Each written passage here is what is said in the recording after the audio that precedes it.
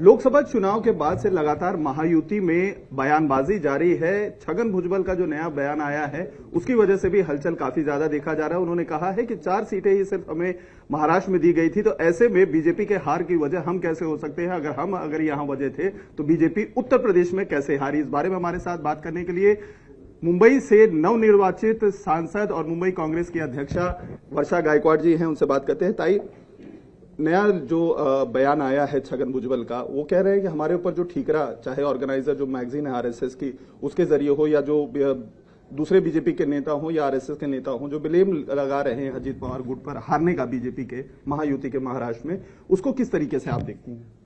देखिए, वो उनका इंटरनल मैटर है और मुझे लगता है कि आगे की राजनीति तय करने के लिए किसी पे तो ठुकरा फोड़ना पड़ता है, क्योंकि खुद पे तो नहीं ले सकते, फिर वो तो एक्सेप्ट हो जाएगी। इसीलिए किसी को जो है वो उस चीज के लिए ले रहे। लेकिन मुझे लगता है वो उनका इंटरनल मैटर है। और जहां तक जनता की सवाल है, जनता ने प्रूव कर दिया जनता किसके साथ है।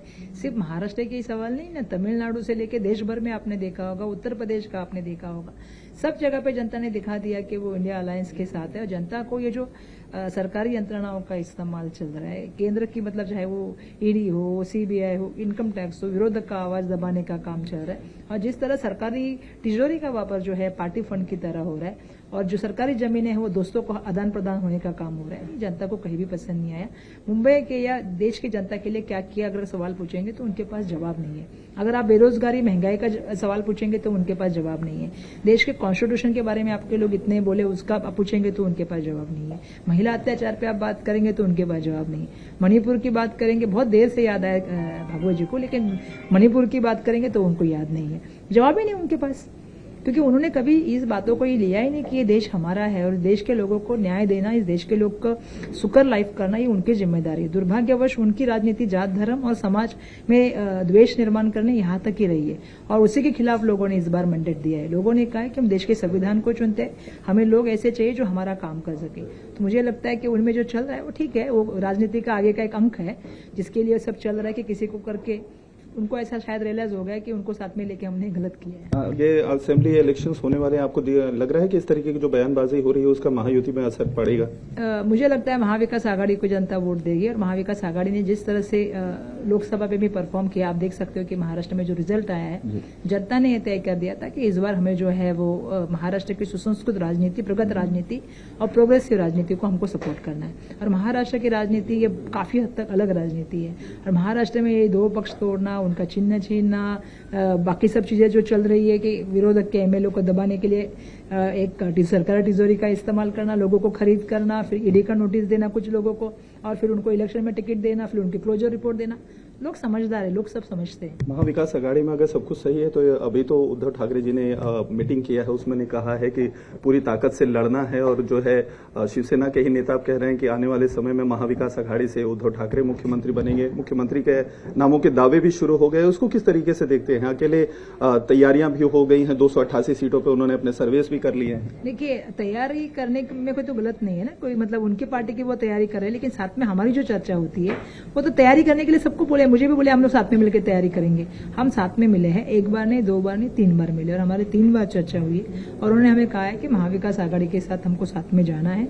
मुंबई की सीटों पर आने वाले दिनों में हम बैठेंगे, उसके ऊपर चर्चा करेंगे, और बिल्कुल हमारा मतभेद नहीं है, हम सब लोग साथ में मिलकर काम करना चाहते हैं। जब हमारे प्रभारी भी जी आए थे तब भी हम उनके साथ मिलने गए थे, और मुझे बहुत खुशी है कि तब जब मुलाकात हुई थी उन्होंने यही कहा था कि साथ में लड़ना। और जो लोगों ने हमें आशीर्वाद दिया है, क्योंकि लोगों ने हमें जो आशीर्वाद दिया है वो लोगों का बहुत बड़ा प्यार है। जिस तरह से सरकारी यंत्रणाओं का दबाव था, बाकी सब चीजों का इस्तेमाल हुआ, फिर भी लोग खड़े रहे, लोग देश के संविधान के लिए, लोकशाही के लिए। तो मुझे पूरा यकीन है कि जिस तरह से उन्होंने उस दिन स्टैंड लिया था, आने वाले दिनों में आप देखेंगे महाविकास आघाड़ी साथ में लड़ेगी, और विजय भी हमारी निश्चित है। देवेंद्र फडणवीस कह रहे हैं हम हारे जरूर हैं, लेकिन हम खेल से बाहर नहीं हुए, हम बाउंस बैक करेंगे, और वापस से उनकी मीटिंग्स शुरू हो चुकी है अपने विधानसभा चुनाव को लेकर। क्या सेल्फ मोटिवेशन करना अच्छी बात है, उसमें गलत क्या है? सेल्फ मोटिवेट कर रहे खुद को, अपने आप को, तो ठीक है, अच्छी बात है। लेकिन जनता ने तय कर लिया, जनता ने सोच लिया, अभी इतने दिनों बाद जनता को तो मालूम पड़ गया कि किसका क्या है। हाँ, उनको जनता अच्छे से पहचान चुकी है कि सबके चीजों के करने वाले वही सब है, करता धरता।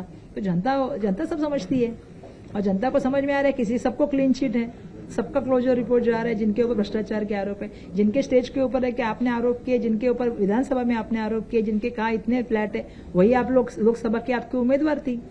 लेकिन अन्ना जिनके हजारे ऊपर तो ईडी का आरोप लगा वही आपके लोकसभा के उम्मीदवार थे। तो इसका जवाब कौन देंगे, हम देंगे या देवेंद्र फडणवीस साहब देंगे? तो सेल्फ मोटिवेशन करना अच्छी बात है, बुरी बात नहीं। अन्ना हजारे तो अब जो है इनके खिलाफ कोर्ट भी जा रहे हैं। मैंने थोड़ी देर पहले कहा कि देर से आए पर दुरुस्त आए। हम बाकी लोगों के भी देते हैं, उनके सबके खिलाफ जाइए, भाजपा के भी लोग कुछ लोगों के खिलाफ जाइए, बिल्कुल जाना चाहिए, उसमें गलत क्या है? अन्ना हजारे जैसे हमारी उम्मीद ही यही है, और वो महात्मा गांधी जी के फॉलोअर है, अहिंसा के पुजारी हैं। तो हम अपेक्षा करते हैं कि इतने दिन तक आपने अभी तक बहुत सारे लोगों के ऊपर करना चाहिए था। शुरुआत तो माननीय मुख्यमंत्री से होनी चाहिए। तो बात करने में बहुत बहुत शुक्रिया। तो ये थी वर्षा गायकवाड़, जिनका साफ तौर पर कहना है कि भ्रष्टाचार के नाम को लेकर जो आंदोलन पहले करते थे अन्ना हजारे, उनमें और आवाज उठानी चाहिए और सबसे पहले सवाल उन्हें मुख्यमंत्री एकनाथ शिंदे से करना चाहिए भ्रष्टाचार को लेकर। कैमरामैन अरुण देवकुलकर के साथ अतुल सिंह, इंडिया टीवी, मुंबई।